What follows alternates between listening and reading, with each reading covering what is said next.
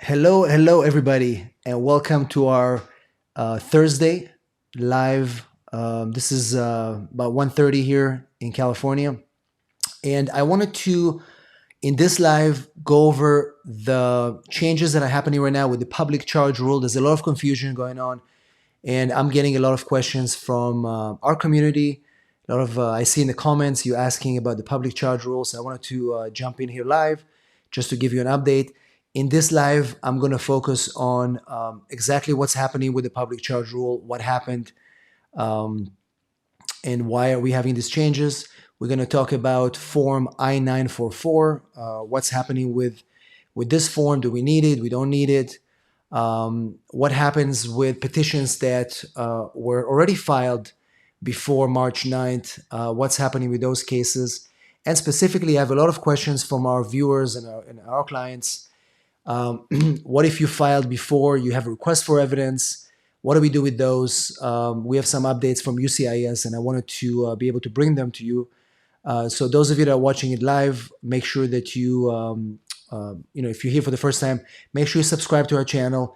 And if you know somebody who may be interested and benefit from this information, make sure you share this video.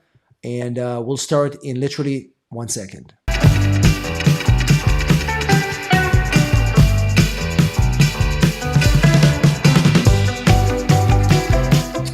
All right. So welcome, everybody. Those that are joining us right now, first of all, let me know where you're from. Type in your name in the comments. And as always, we've got a lot of our usual viewers, Monica, Birku, Weiss. I'll get to your questions as well. Typically, I go live either late in the evening so I can accommodate a few of our international viewers. But today, I just wanted to jump in and be able to answer your questions. So I've got some good notes for you here. First of all, the good news is that effective immediately, the public charge rule that was brought in 2019 is no longer in place. And UCIS, officially on their website, I'll share the screen also to show you what they're saying. UCIS officially is stopped enforcing the public charge rule as well. Again, the reason why it's happening, we've got a few successful challenges, litigation in different courts, and Biden's administration, essentially was to stop the government's opposition to this enforcement. And so the latest, happened in the Supreme Court.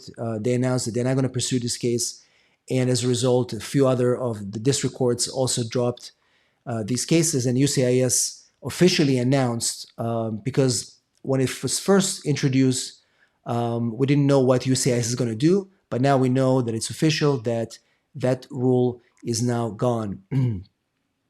So a lot of the questions that I'm getting is, well, what does it actually mean? What does it mean that the public charge rule is eliminated? It means that the UCIS is not applying anymore the 2019 very harsh rule. If you remember, they introduced obviously new forms, Form I-944. They had a whole set of 5 criteria, different tests based on your education, health, economical things. It was quite hard, and they included also many other factors that would make somebody subject to public charge. If you remember, they had a formula. So if you used benefits for a year, for 12 months straight in the past 3 years, you would be disqualified. And that created a lot of issues for people that wanted to sponsor family members. So that rule is gone. And what happens is that they're going back to they're going back to the original regulations from 99, essentially. So which requires you still have to obviously prove that you're not going to be a burden on the government, but you don't have to go through all these draconian requirements. You need to basically go back to what we used to, is submit Form I-864. Make sure that you meet the 125% of the poverty guidelines, depending on your household size, and that's usually how we used to do it for years, and that's going back to now. So also under the new rule, that was imposed under Trump, those requirements also apply to people that are changing status inside the United States. Certain tourists, certain work visas, forms like I-539, I-129 for work visas, those included some sections specifically with questions about public charge. All these requirements are now gone as well, which is great. So what in terms of practical terms, people are asking me how it's going to work in practical terms. So basically, the USCIS is not going to be applying the 2019 rule to any applications filed on or after March 29, 2021. So any applications that are filed on or after March 9, 2021, they're not subject to that rule, and so they're not requiring any more people to submit Form I-944 or any of the supporting documents. Also, a lot of questions we're getting, what about people that did file before, but now you guys are getting requests for evidence? You have RFEs that are asking you to submit financial documents, maybe some mistakes in Form I-944. Any of these RFEs, if you received an RFE and the RFE is specifically, in fact, we can look at what USCIS is saying. So if you look at their statement, it says if you received an RFE, if you received an RFE or annoyed, you don't have to worry about it anymore. You don't have to respond to the specific RFE if it only concerns the public charge. However, if you have an RFE that has other aspects in it, so for example, asking for your birth certificate or other information, you still need to respond that, but you don't have to worry about the public charge component of that RFE. And also, if you have documents that are applicable to other forms, like, as I mentioned before, I-539, I-129, any of these documents that required information about public charge are no longer required. So right now, yeah, this is what it says on their website. So the good news is that USCIS right now is updating their website. They're probably going to remove and eliminate Form I-944. But I know that we had a lot of questions from people. For example, we have questions, people asking whether you actually need to continue to file these documents if you're applying for your immigrant visa from the U.S. Embassy abroad.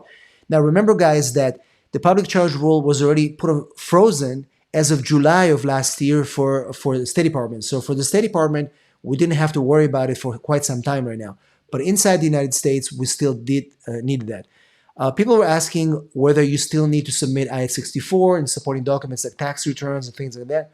Yes, absolutely. That has not changed. So remember, under the 99 rule, which is from 1999, which is the original rule which we had for years, all you had to do is, if you wanted to immigrate, you had to prove that you're financially able to sponsor your relative. You still have to do that right now. You have to file Form I-64.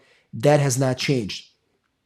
But the requirements of the Form I-944 and all the supporting documents and all the tests that you have to do, those are gone, and they were very difficult for people to qualify. So just wanted to kind of summarize that. Let me take a few more questions of you guys. Let me see here. A few questions here.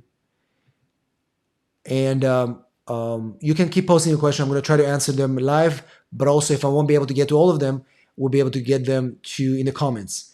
So Taha Habib, you're from Michigan. Your husband is in Yemen, living in Turkey, waiting for his interview. A second, your question was...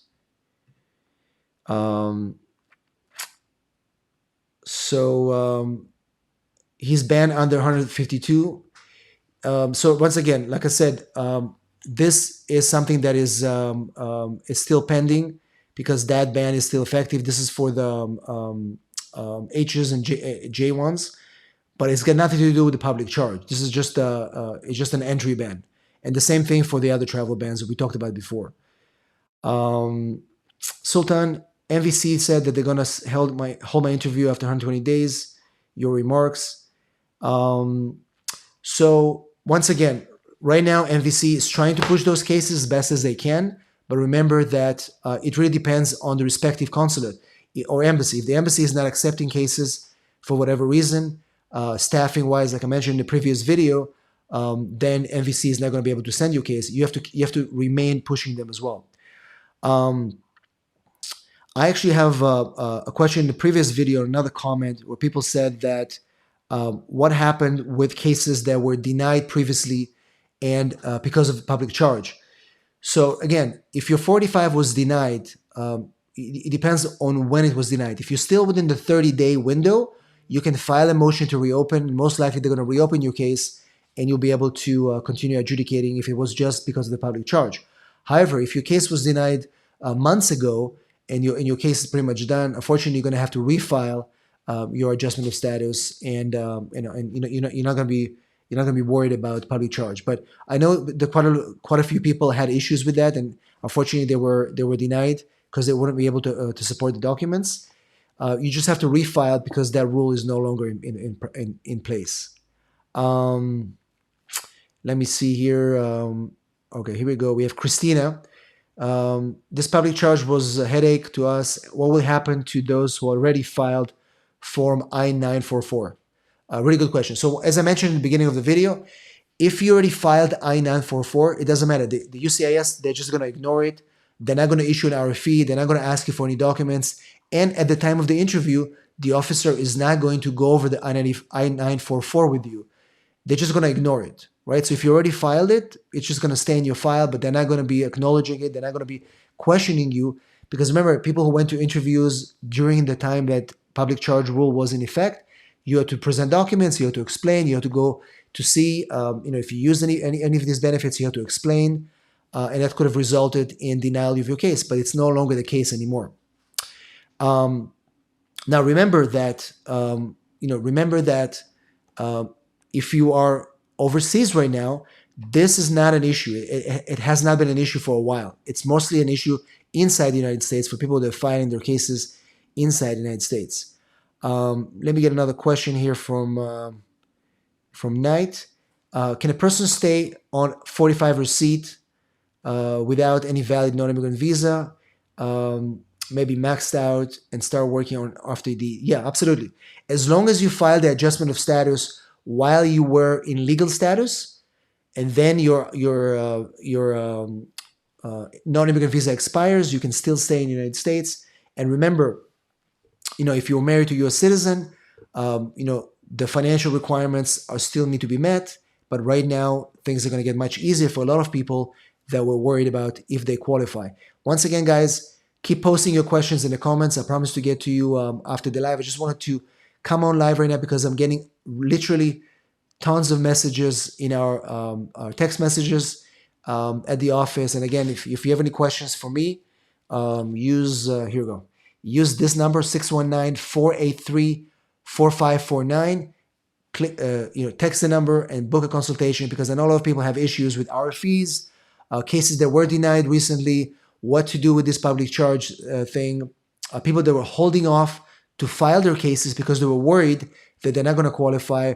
Well, right now you can start, reconsidering filing and finding a solution for your case. So, thanks a lot. That's really what I wanted to do today. Just kind of answer those main questions because people are concerned about, and to verify that in fact it is true. Public charge is gone. It is in fact on the immigration website. You can see it. It's not a dream. They have an update says on March 9, 2021, the 7th Circuit lifted its stay in the U.S. Circuit Court, Northern District of Illinois, and essentially right now. Public charge is gone. I will be back with more videos this week. We've got some cool updates for you for embassies and consulates. We had, make sure if you haven't seen the last video I've done about success cases, 2 approved expedited cases from Manila, Moscow, and Islamabad. Those were huge. We'll keep updating you. So again, if you're here for the first time, don't forget to subscribe to our channel, click the notification bell, and give us a big like so YouTube will always be able to share the videos with more people just like you. And as always, I truly, truly appreciate all your support. There's so many of you who send me messages, who call me, email me, and thank me for having this channel. This channel would not be anything without you guys. You are the main reason why I'm doing this. So thanks a lot for watching. Great news on public charge. I'm so relieved. It was the worst rule ever. So many people were affected by it. And now finally we have some justice. So thanks a lot, guys. Have a beautiful Thursday. And I'll see you guys in our next video in our channel. Looking forward to more. Have a beautiful day.